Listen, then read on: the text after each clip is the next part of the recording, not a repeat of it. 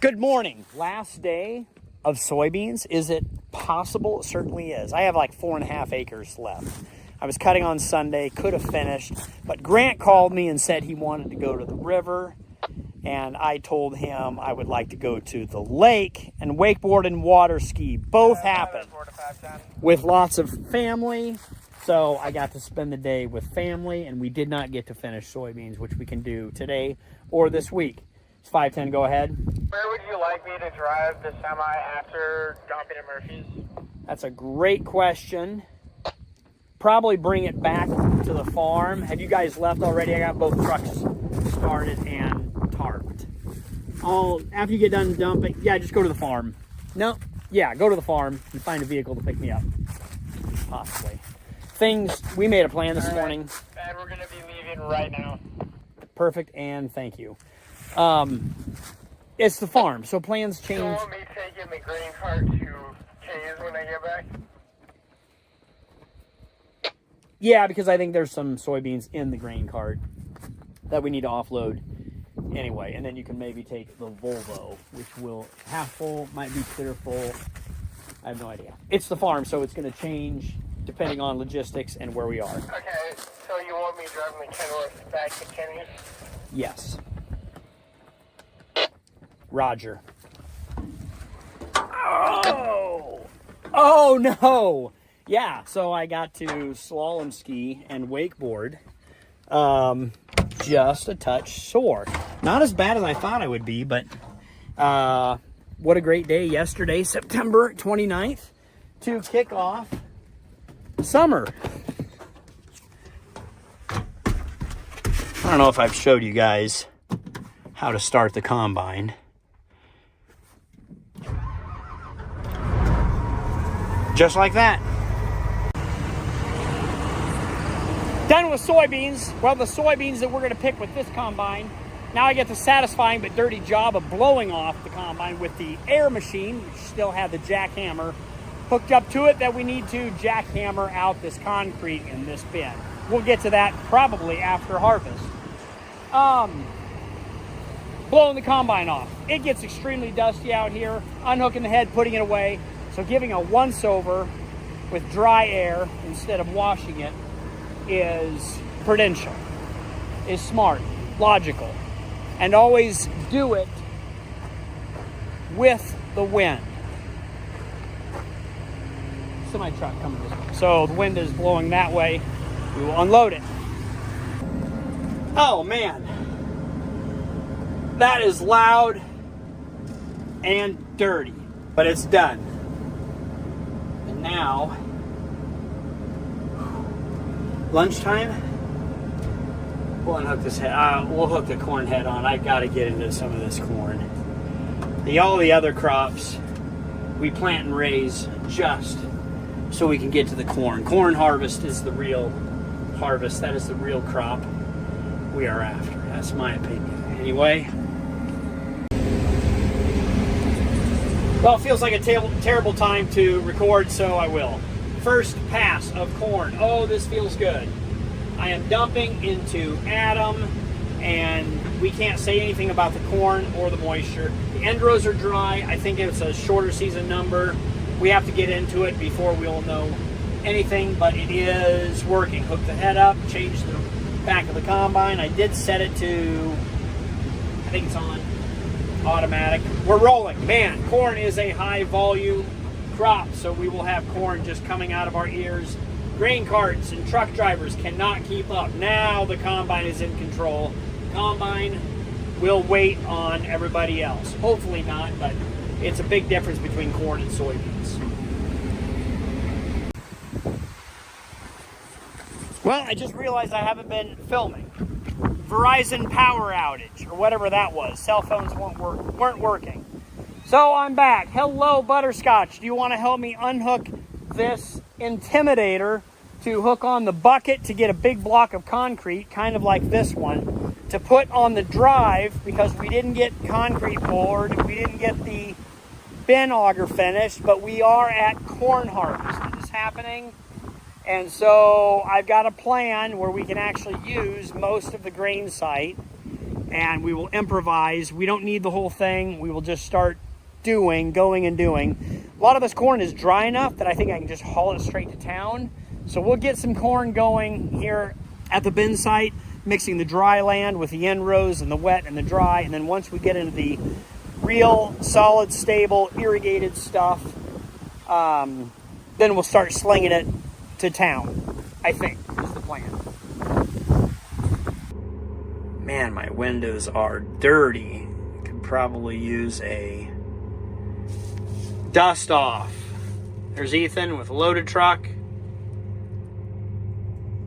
Always nervous coming out. It's a pretty wide ditch, and those Tempty have nice flex. Car in front of me, so I just hopped across the road to open up this corner, so all of our blind intersections are now seeable to help harvest and everybody driving around here. Safety, it'll help just, yeah, everything. Farmers and passerbyers, my wife, whoever's bringing lunches and suppers out. Okay, well, good day. What did we get? No idea. 40 acres, 30 acres done today. Oh, great day for corn. I just love corn. I could be out here all night long. I've got renewed energy. There's another video. Maybe I'll live stream tomorrow if we get going, get the dryer going. Very possible. Don't be surprised. Good morning. Today is dryer day. Fill the dryer and start cooking corn. One of the best smells on the farm is drying corn. So, what I do here, follow along on this Nico 16120 mixed flow dryer, one of the best types of drying in the industry. We put this in here in 09. Haven't used it in the last 2 years because the corn got dry enough we were able to just haul it to town or put it in the bin. The corn I'm in now is the driest corn. It's 19.5 moisture. We need to dry it down to 15% or maybe 15.5. Cool it in the bin. Take another point or half point off.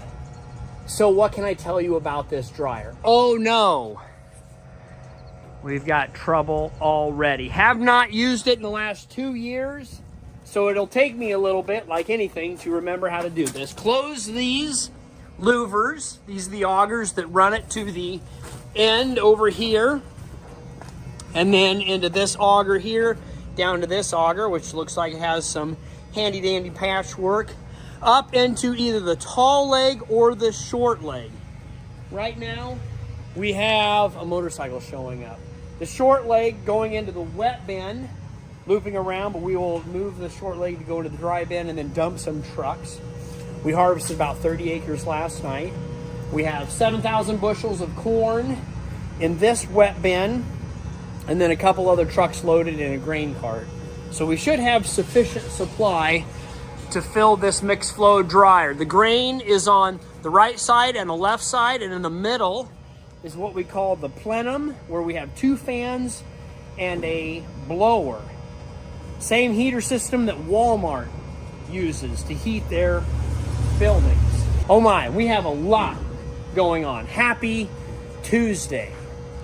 That was a big intro. Let me get these louvers closed. Good morning. Good morning. How do you like this motorcycle? I love it so much. What can you tell me about it? It's a 2010 KTM 690 Enduro R. Really like this bike. Has a custom mirror on it, extra mirror. Honestly, like these, I don't even. It's KTM, so it's custom everything. I see you got extra fuel. What do you think of the power? Is it the power? This power is insane. The torque, I mean, you're in third gear going 30 miles an hour. Give it some throttle, and the front wheel is coming up. All right, this is a farming channel, or it's supposed to be, but sometimes it's a breakout family channel. Are you ready to work? Oh, 100%. Yeah. I've already found some problems getting the dryer going, but we have a corn pile we need to clean up with a skid steer. We have the 8530 that's hooked up to a disc, which I want to put on the red grain cart.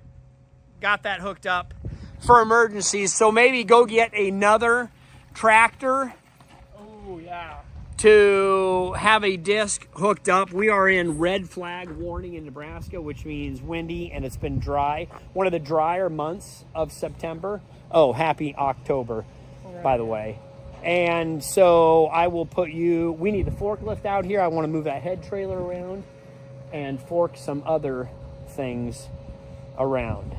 Yeah, that's a very nice bike. As soon as you're done with harvest, Adam, I'll give you a treat. You can go riding in South Dakota, Black Hills, go on a dual sport tour, but only after harvest is over. Of course, of course. Would you say that mice are some of the most destructive, annoying animals, reptilians on the planet? Why would you chew this cable here? They chewed that one off, chewed on that one. Fortunately, this one, the other one, and I think I can figure that system out. Anyway, these are proximity sensors. So when I fill the corn up here, when it falls below that one, it calls for more corn and starts the wet bin auger. And then when it fills all the way up on that top proximity sensor, it says, we're full, shut it off. So it goes back and forth. So we're definitely going to need these. I actually have one spare in the electrical, but then I've got this gray cord that is chewed to smithereens, and I'm not sure where it goes, but I'm pretty sure it's important. So we need some parts numbers, and then somebody's going to need to make a run to Omaha. But after we put all these parts in, just so we can run it, so we can see if there's anything else we need to fix. Oh, the joys of letting equipment sit, not running for a couple years. We can get it. Might be a couple days of corn harvest just sitting idle. These cornfields will just stare at me until I can get my dryer up and going. Okay, plan B. Instead of driving 2 hours for parts, it's that proximity sensor is very close in proximity. So what if I just cut the yellow cord off and rewired it myself? I don't need an extra 10 feet. I think I can make it. Now, do I know how to wire this? Do I know how these work? That one goes into low. The other bottom one is fill, and then I just have another wire and a ground. And I have a small set of screwdrivers. It'll be too late by the time we get to it, but help me remember how you put these wires in and out. Do I put it in here? Do I put it in here? Do I push in here to release it, to put wires in and out? Let me know. Let me see if I can, yeah, get rid of this one. Remember where the wires go.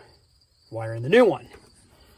Here's the new one. What do we got? Black and red, and then white and red, and then green, I'm assuming, is ground. Let's test it. You have to love it, don't you? Because there's really nothing else to do. Got them in. Oh, by the way, I did kill the power to all of this. Remember to thread that through.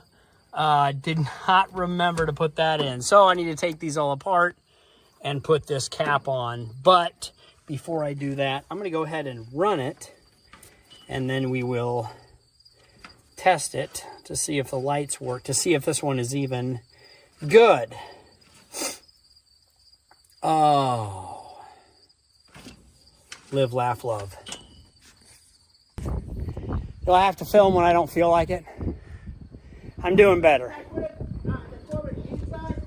I'll have to look at it. You know which one? Looking for a cover for Ben. That's a separate adventure.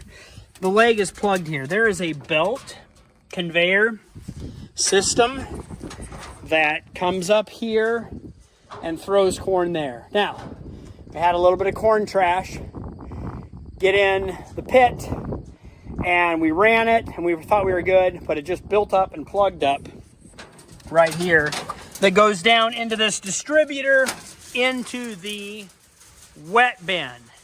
Then from the wet bin, it'll come back up here, down in the distributor, down to the dryer. So all I need to do is dig out this plug.